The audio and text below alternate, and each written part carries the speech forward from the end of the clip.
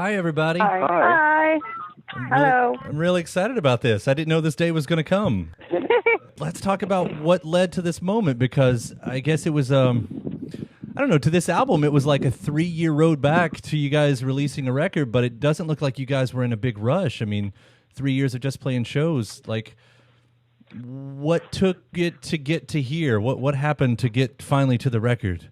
Well, I mean, there's like both circumstance and like intention involved. Like circumstantially, we all were finally in the same place in the same time. You know, I mean, after we stopped playing before, briefly that was the case for a little while, and then everyone's lives took them really different directions, and people spent time out of the country or in other states or preoccupied on a full-time basis with other endeavors, musical and personal and educational, otherwise. So the first thing that was required before we could have the intention to play was we all had to get back to the same space. And so that happened, that we were all in or close enough to New York. And then Caitlin wrote about like, oh, someone asked me if Raina Maria would be available to play a show for this one thing. And so that got us to talking, and we thought, oh, well, we managed to all decide. We had dinner in Brooklyn, which was great. I think, I'm not sure, but I think it was actually the first time that all three of us were in one room together since the last show at North 6 back in the day, I think. I'm not sure, but that's my memory. Even though we'd all run into each other in different other contexts individually. And so then we got together, and there was a lot of excitement to see one another, and a lot of, obviously a shared love of our music. And then, but the thing about shows is kind of like, that was like, well, there's all these logistical issues, and if we're going to play one show, you might as well play a dozen, because it's about as much trouble to prepare for one as to prepare for a bunch. And do we really want to do that? Is this a nostalgia thing? What is that? And then the idea was like, oh, well, what if we like made a record? And then that kind of like everyone woke up and was like, hey, wait a minute. That's interesting. I think because there was really some shared appreciation for the singularity of this Raina Maria music when the three of us get in the room, you know. So once that idea got sort of floated, then then we started to talk, you know, in more detail about, well, how would we do that and what would it mean? William had a practice space in Brooklyn. Our old practice space in Connecticut had also become available. So we decided to kind of play some music, and we got together and just started making new music right away. It was almost a year or something before we played any old songs. It wasn't until we finally booked the New Year's Eve show at the Bowery Ballroom that we actually were like, well, I guess we should play those old tunes. It was really focused on new music, and that was really cool, you know, and what was the draw, I think, for all of us was the creativity, this shared creativity. What's funny is you hear a lot of reasons why bands break up and why bands get together. I don't know that I've specifically ever heard of a time where a band got back together just because of proximity. You know, as a fan, you know, oh, we had to wait for this just to get, and all we had to do was get you guys in the same place. I think there are some people would have been like throwing you over their shoulder to put you there in that position. So it's they would have had to find us first. True enough. So you guys, you know, you start working on new music, and then you go back and finally do the old songs. The songs on the record, are they all new ideas, or were there some of those that you guys went back into the vaults and kind of picked up and pulled back out? Oh, there's one song, and it's the last song on the album that was most definitely at least conceived in, you know, way back in the day, and we pulled from the vault. I was getting ready to move apartments in Brooklyn, and I was, you know, pulling out boxes that I hadn't been opened in probably, you know, 10 years or so. And there was a case of mini discs, and I was like going through them, and one of them said Rainer 2011 January some date rehearsal. So I was like, oh, 2001, right? Yeah, it was like 2001. And I listened to it, and it was just like this incredible song, and it was just one piece. It was like one idea, like, and even just like the start of that idea that we had done that, I mean, I had long forgotten about. I don't know if Kai or Kate, you had remembered it once you heard it again, but I was like, this is amazing. And I brought it, I think I probably just like emailed the file around, and I was like, this is really cool.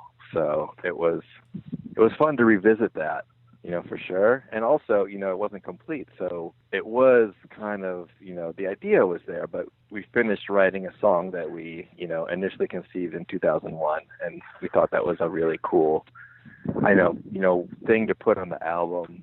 And really, it ended up being a really cool way to end the album, you know, to have it be the final song. So it definitely means a lot to me, for sure. And to the band to be able to have done that. I don't ever expect any band to sound anywhere near the same sometimes, especially when you take this many years in between. But as I see, you guys may be the same people, but you're definitely not sort of the same band this time around. Like, there's easy things to point out, like it's a bigger sound, it's a fuller sound, but this definitely does seem more, sometimes it's a continuation and bands try to pick up, but this seems more like a solid chapter 2 or an entire new book for you guys, which is, really exciting. Thinking about where you left off, like you guys left off what I would call the blog years. That's sort of who was ruling the internet state of music at that point. But when you come back, like you're definitely in the streaming wars. And does it feel like an entire new ball game for you guys?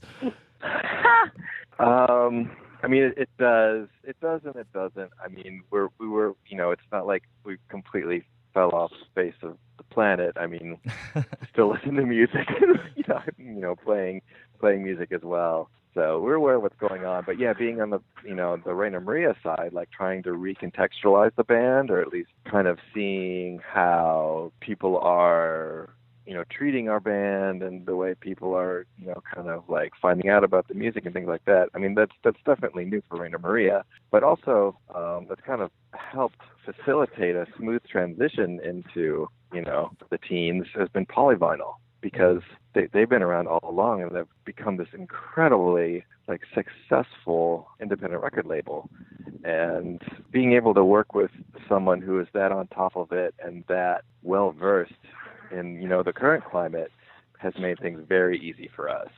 So it's kind of been like the best of both worlds. We get to work with our old friends who have been at it this entire time and have only improved at what they're doing. Yeah. So it's actually been really nice, and it's been really fun seeing the new means, new technology, and the way it's implemented to get Raina Maria out to everyone. The other side I was thinking too, it's for a lot of causes that were championed back in the day, from you all, from a lot of people, they were still sort of taboo things that have now all became really mainstream. A lot of the great parts that you were championing are part of the bigger conversation right now. And that's got to feel, I don't know, is there some sense of accomplishment that goes along with that? Like, here we are and now it's finally happening, these conversations? I think I do sense a feeling of gratitude that the conversations are happening, and they've, shifted. The conversations are happening in the places that they should be happening. So I have a feeling of gratitude for that, absolutely. Did that work too much? Did that work a lot into your lyrics this time around? I think these lyrics are the most personal that I've ever written. So I'm certainly influenced by what's happening around me. I think I usually just keep lyric stuff more closer to the cuff.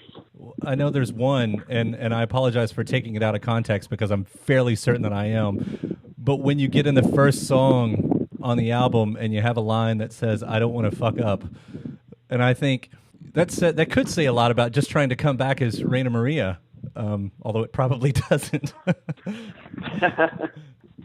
Right. Oh, and it's nice to let the listener interpret what they may from the lyrics. I like to not be attached to them once they're out there, and I don't need to get my personal meaning across. But certainly there's a sense of negotiation and questioning, and I mean that's just the way I tend to write lyrics, with open-ended questions and also some intentions certainly put in there. Well, I love the songs. I think that's my definitive statement on this. You like a band, and then they say they're going to come back, and at one part you're really excited, and the other part you're really frightened that it's not going to live up to whatever memory you have. And I'm so grateful and happy that this record is what it is, because it's really, really a lot of fun, and it's just great. So thank you guys. Thank you all. Oh, thank you so much for that. Thank you. Yeah, taking the time and the kind words.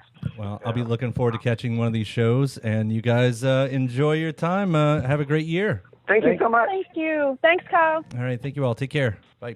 Thanks, Kyle. Bye.